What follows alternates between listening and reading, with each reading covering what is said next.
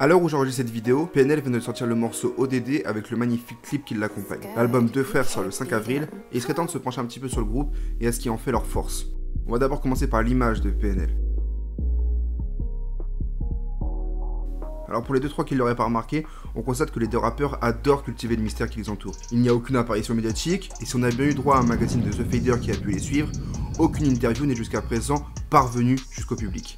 La volonté elle est assez simple, celle de laisser la musique s'exprimer à leur place plutôt que de s'essayer à l'exercice fastidieux des questions-réponses. Et ça fonctionne plutôt bien, le public cherche des réponses à ces questions, mais parvient quand même à se satisfaire de ce qu'on trouve dans leur projet. Si on en sait peu sur eux, on n'est pas les seuls, ça se retrouve jusque dans leur pochette où on ne les voit jamais physiquement. Il s'agit à chaque fois de montage photo ou de dessin, et même la pochette de Dans la légende, pourtant réalisée par Fifou, un grand nom dans le milieu, elle n'a pas été réalisée suite à un traditionnel shooting photo. Alors si ça correspond à cette relation avec le mystère et le secret, il faut se pencher sur les clips du groupe pour réellement les voir. Entouré d'une fidèle équipe de réalisateurs, on pense à Kameramea et Ames, chacune des apparitions en vidéo de la part des deux rappeurs est un succès.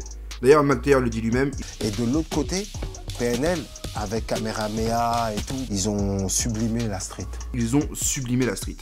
La réalisation est toujours minutieuse, elle s'accommode à chaque fois avec les sonorités et on y retrouve cette sensation de douceur et de légèreté propre à l'univers musical du groupe. D'ailleurs, ça contraste très souvent avec les paroles, il y a cette sensation d'être sur un fil au-dessus du vide qui se retrouve dans de nombreux clips. Si quand on pense au groupe, c'est souvent les images de paysages désertiques qui reviennent en tête, le public semble faire fausse route. Alors effectivement, on se doit de souligner la qualité de plans pris en Namibie ou bien les montagnes du clip à l'ammoniac, mais selon moi le plus important c'est de se pencher sur un clip comme celui de Tempête. Il est sorti le 1er janvier 2016 et il permet premièrement de constater l'évolution du groupe, mais ça met aussi en avant ce qui forme l'entité du duo. Une ruelle, un sol humide, après une pluie battante, et nous voilà dans l'œil de la tempête, celle de la rue et celle que le groupe cherche à décrire avec tant de transparence et de sincérité. On y voit leurs proches et une forme de proximité s'installe avec les deux frères dans cette ruelle où la narration de leur vécu prend une toute autre dimension. On passe maintenant au texte. On a souvent pu lire des commentaires de personnes qui sous-évaluent l'écriture du groupe. Évidemment, on est loin d'un rap plein de technicité, du multisyllabique abusif et d'autres styles d'écriture appréciés par certains puristes, les plus critiques à leur égard.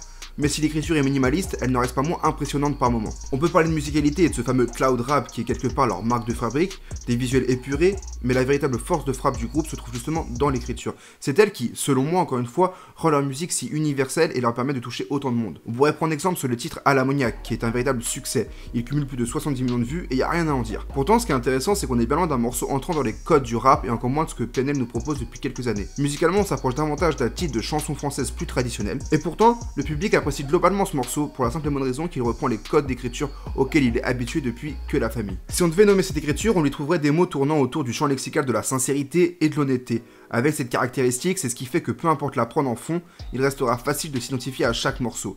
Les thématiques y sont universelles, très proches de la rue et de son quotidien, mais si bien amenées et écrites que chacun pourrait s'y retrouver.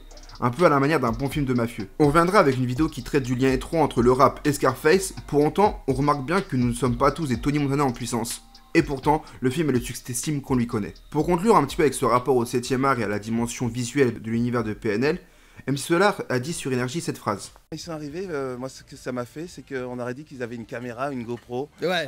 dans leur coin. Et donc leur chanson, c'est voilà, c'est des images. Ouais. Et donc tu fermes les yeux, tu mets ton casque et puis tu vois leur vie. Ça correspond totalement à cette idée de sincérité et d'honnêteté dont on vient de parler.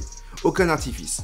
Par la musique, on vit à la première personne ce qu'Ademo et NOS traversent et acceptent de partager avec le public. PNL, c'est Peace and Love, paix et argent. Argent, c'est évident, c'est plus globalement une thématique propre au rap, avec cette volonté de s'en sortir et la débrouillardise permettant cela, on y est plutôt habitué. Paix, c'est rapidement plus particulier. Rien qu'avec la pratique de l'ego trip, il y a nécessairement l'idée d'écraser l'autre, c'est évident. Mais c'est vrai qu'on pourrait parfois les trouver violents, très crus et très durs. C'est avant tout en rapport avec leur vécu, mais reprenons cette célèbre phrase. Si tu veux la paix, prépare la guerre. Une grande sagesse se dégage du groupe. D'album en album, le calme prend la place de la hargne des débuts, apaisé comme s'ils venaient d'atteindre leur objectif. Si la vie est une lutte perpétuelle, la violence qui se dégage de leur texte est fatalement présente de façon plus ou moins régulière. On arrive tout de même à en saisir la finalité, et cette paix, portée comme un drapeau dans leur blase, semble finalement être plus proche qu'on pourrait le penser. Benjamin Veil, qui revisite les punchlines par le prisme de la philosophie pour Aloha News, a pu traiter de l'humanité de Damso.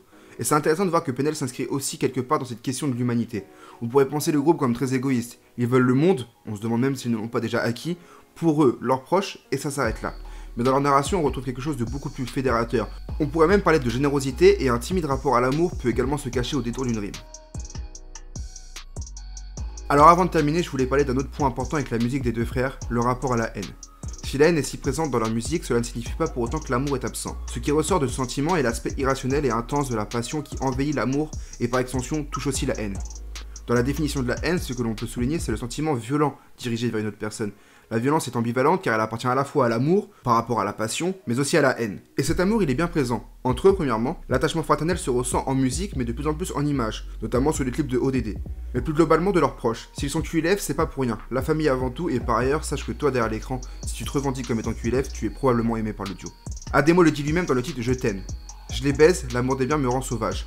Alors oui, on peut dire que c'est présent chez tout le monde. Mais la haine tant mise en avant dans leurs textes permet de mettre en avant bien plus rapidement les termes se référant à l'amour dans leur musique. Par ailleurs, pour haïr, il faut avoir pu aimer. Ce cœur si froid et si dur constamment nommé par le groupe fait écho à ce passé dont ils traitent, aux déceptions de la vie, à la rue, mais aussi à tout ce qui a pu et a dû les endurcir dans leur relation à l'autre. Alors c'est humain et retrouver cette ambivalence au cœur de leur récit est tout à fait logique.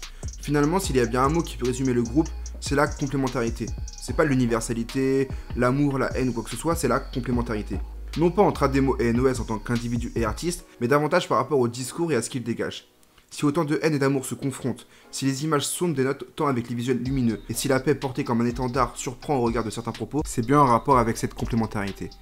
Complémentarité qui se retrouve d'ailleurs d'un point de vue plus large dans la vie de tous les jours, rien n'est tout noir et rien n'est tout blanc, et ça PNL ils l'ont bien compris. C'est bien pour ça que je parle de l'humain derrière la musique de PNL, il y a un rapport très fédérateur, très humanitaire, il y a quelque chose de très commun, on va dire, auprès de tout le public, tous les membres clan QLF, on va dire. Merci d'avoir suivi cette vidéo, je sais que vous allez être occupés dans les jours à venir avec l'album qui sort. Dites-nous ce que vous avez pensé de cette vidéo, et puis abonnez-vous, vous connaissez la chanson. On vous attend sur Twitter et un peu partout ailleurs.